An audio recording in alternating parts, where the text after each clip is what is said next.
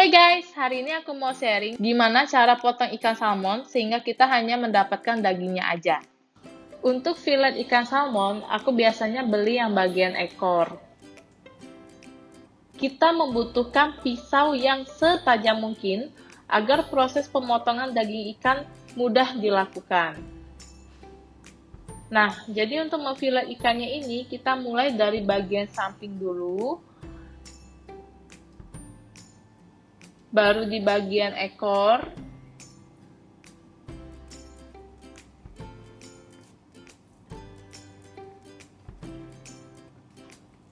lalu bagian samping ikannya satu lagi. Waktu kita memotong daging ikannya, tangan kita agak sedikit tekan daging ikannya supaya pisaunya itu bisa sampai di bawah sekali. Jadi nanti dagingnya itu bisa terambil semua.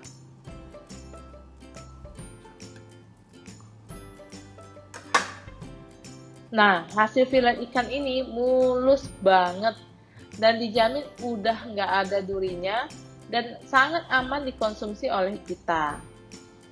Lakukan hal yang sama untuk bagian satu lagi. Tangan kita menekan daging ikan sambil dipotong dengan menggunakan pisau tajam, agar semua daging ikan bisa terambil sempurna. Potong ikan dari samping, lalu menuju ekor,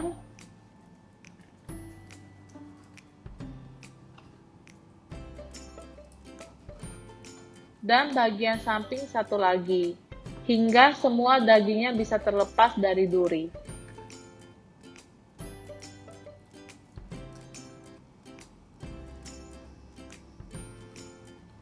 Waktu kita potong, dagingnya itu sambil kita tekan supaya pisaunya itu bisa sampai ke bawah.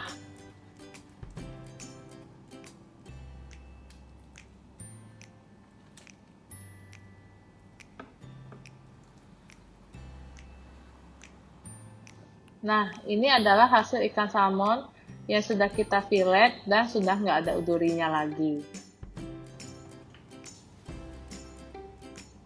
Setelah bagian atas dan bagian bawah difilet, saatnya memfilet bagian dekat sirip ikan seperti ini.